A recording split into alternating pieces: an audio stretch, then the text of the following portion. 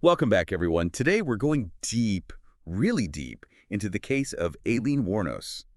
Yeah, she's definitely one of the most, notorious figures in American criminal history. Definitely. I mean, a female serial killer. That's not something you hear about every day. No, not at all. And her story is, well, it's just incredibly complex. We've got these research excerpts here that go into like all the different theories about why she did what she did. Yeah, and it's not just about figuring out, like, the who and the how of the murders. It's the why. It's like what drove her to that point. Right, exactly.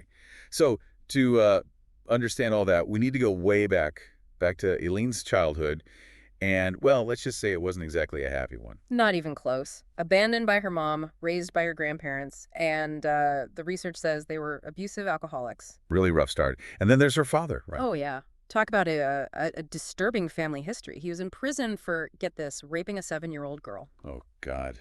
That's awful. Yeah, and he ended up committing suicide while he was serving his sentence. Makes you think about, the nature versus nurture thing, like how much of that darkness was already there. That's what's so fascinating, right? You've got this horrific family background, and then you see it, like, playing out in Aileen's life. Oh, absolutely. I mean, she became pregnant when she was only 13. 13. Oh, man. Yeah, and she was forced to give the child up for adoption. Jeez, imagine the trauma of that. Right, and then it just kind of snowballs from there. Alcohol abuse at age 12, ran away from home at 15, and multiple suicide attempts throughout her teenage years, even into her early 20s. It's like a cry for help, but no one was there to hear it. Exactly. So now you've got this incredibly damaged young woman.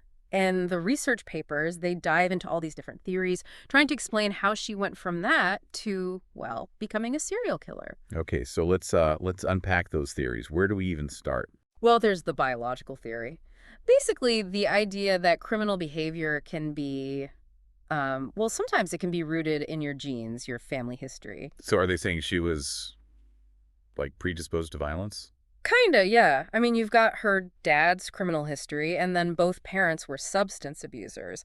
And this research, it actually says that kids of parents who, do criminal stuff are way more likely to end up doing similar things themselves. Wow. But that can't be the whole story, right? I mean, not everyone with a criminal parent ends up a criminal. No, of course not. It's just one piece of a huge, complicated puzzle. It does make you wonder, though, like, what if she'd had a different family, Yeah. Different environment? Would she have been different? That's a question we can never answer. Mm-mm. But the psychological perspective, that gives us some more pieces to think about. They diagnosed her with antisocial personality disorder and borderline personality disorder, so that kind of explains a lot. Yeah, I mean, those disorders, they're often linked to impulsivity, difficulty controlling anger, lack of empathy, all the things we see in Aileen's crimes. Exactly. It's like those diagnoses, they give us a glimpse into her mental state. But then there were some feminist scholars who looked at this whole case a little differently. Yeah, some of them thought that that the label of madness, that it was just a way to dismiss her. Like she's crazy, that's why she did it, and not look at how society treated her. Because she was a woman, Mm. living on the margins, Yeah. doing sex work to survive. Right. Exactly. But the research, it's pretty clear about her personality disorders. I mean, even if you factor in like societal stuff, the evidence is there. It's not about, taking sides. It's about understanding how all these things nurture society, how they all come together. So we've got this picture of, like, deep-seated trauma shaping her psychology, maybe even contributing to these personality disorders. But then there's this other theory, the social control theory. What's that all about? Well, that one says that we all have the potential to, do bad things, break the law, but most of us, we don't because of these social controls we've internalized, our morals, values, that kind of thing. The question is, what happened with Aileen? Where did those controls break down? So you're saying it's not just about who she was on the inside. It's about how the outside world shaped her choices. Uh-huh. And get this, the research paper talks about these neutralization techniques she used, like mental tricks to justify her actions. Oh, I've heard about that. Like how she initially claimed self-defense for killing her first victim, Richard Mallory. Right. She said he tried to rape her, so she had to kill him. And then she changed her story, right? Yeah. She started saying that Mallory had bragged about being a convicted rapist. Like maybe it triggered something from her past. And then she even tried to say she was protecting other women, like she was some kind of vigilante. Right. Totally twisted. But it just shows how desperately she was searching for a way to, like, make sense of what she did. It really highlights how how a lack of self-control and then this warped sense of morality, how dangerous that combination can be. It's a lot to take in, isn't it? Yeah, definitely. It's heavy stuff. But before we get into the details of the murders themselves, maybe we should Before we do that, I think there's one more piece we need. Okay, so let's get into the specifics of the crimes. Who were Aileen's victims? How did she do it? So between 1989 and 1990, she killed 7 men. 7. Yeah, 7 men, Wow. all white males, between 41 and 65 years old. Hmm. That's a pretty specific demographic. Yeah, it is. And, it makes you wonder if there was something more to it. Like she was targeting them Yeah, specifically. yeah, exactly. Did the research say anything about that? Like why that group? Unfortunately, it doesn't really go into detail about that, but it does talk about, it does highlight how consistent her methods were. Like all the victims, they were shot multiple times with a .22 caliber handgun, and a lot of them, they were robbed and left naked by the side of highways in Florida. It's brutal. Mm. Just brutal. What do you think was going through her mind during those moments? Was it just about survival? Or was there something, I don't know, more sinister at play? Yeah, it's the question, isn't it? It's what's made this whole case so fascinating and so disturbing for so long. Like was it rage, desperation, maybe a twisted sense of like protecting herself? And then there's Tyria Moore, Aileen's lover. The research mentions that Aileen confessed to protect Tyria. That's right. Yeah, she didn't want Tyria to get caught up in it all. Wow. It adds another layer to it all, doesn't it? Yeah. Like was it really love? Or was it, I don't know, another way of manipulating the situation? It's hard to say for sure. But speaking of manipulation, the whole trial and how the media portrayed her, it was crazy. Oh, yeah. It was a media circus, wasn't it? It was. She became this controversial figure. Yeah, some people saw her as like this cold-blooded killer, and others, they saw her as a victim. Right. And her case, it really made people like rethink their ideas about female violence. Because before Aileen, you didn't really hear about, women being serial killers. It was almost unheard of. It's like she shattered this image of women as being, inherently nurturing and peaceful.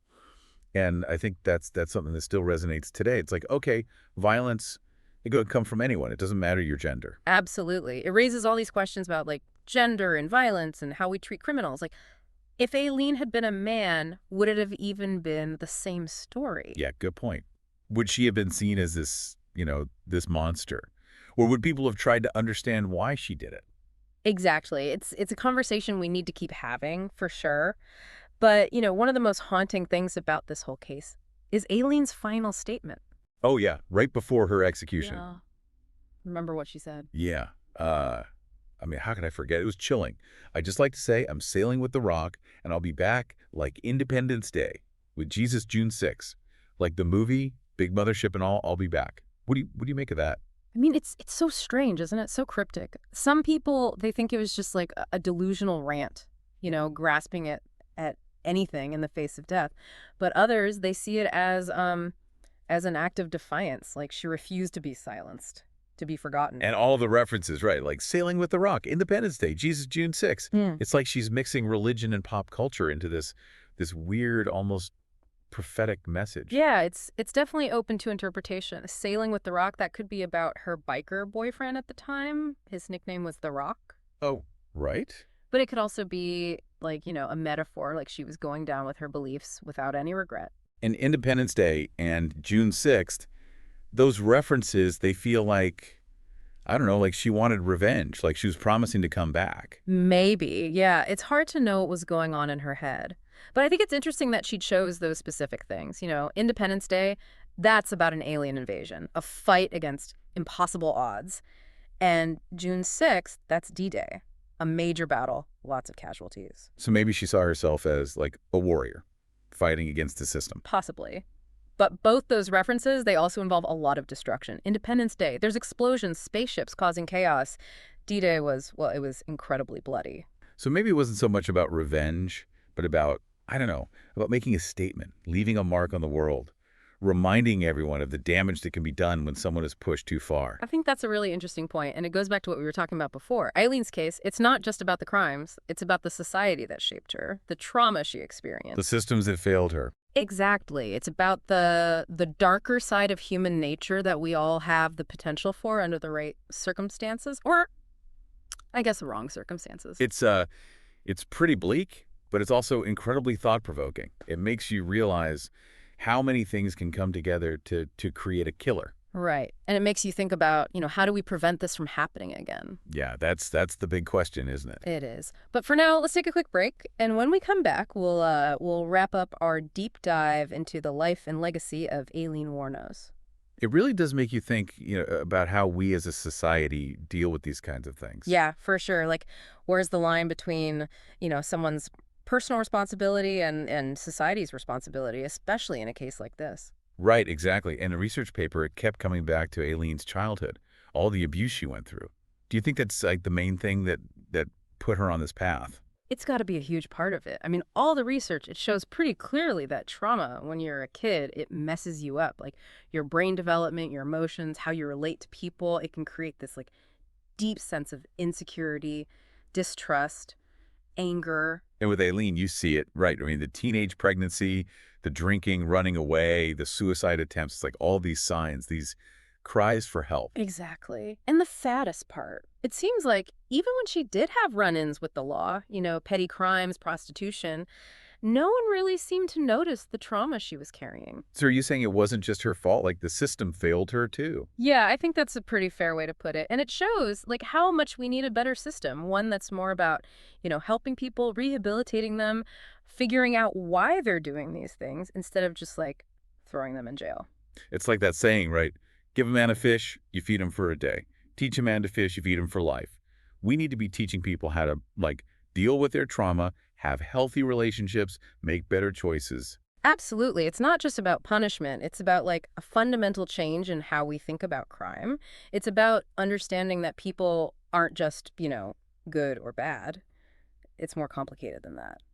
Yeah, Aileen's case, it shows that for sure. Even the most horrible things, there's usually a bunch of factors behind them: biology, psychology, where you grew up, the choices you make. And yeah, we can't just say, oh, it's okay because of all that, but we can learn from it. Right. We can use it to like push for change, to try and create a society where, where things are more fair, more compassionate. So as we wrap up our deep dive into Aileen Wuornos, Yay. what's the one thing you'd want our listeners to walk away with? That's a good question. I guess I'd hope they come away with like a better understanding of, what it means to be human, to have empathy for people who are struggling, and to want to make the world a place where stories like Aileen's, they don't happen so much. That's a really powerful thought. Aileen's story, it's definitely a tragedy, but it's also like a wake-up call. It shows us that we all need to, look out for each other, be there for people who need help, and try to build a world where everyone has a chance to heal and grow and be their best selves. Thanks for joining us for this deep dive, everyone. And until next time, keep exploring, keep asking questions, and keep trying to make the world a better place.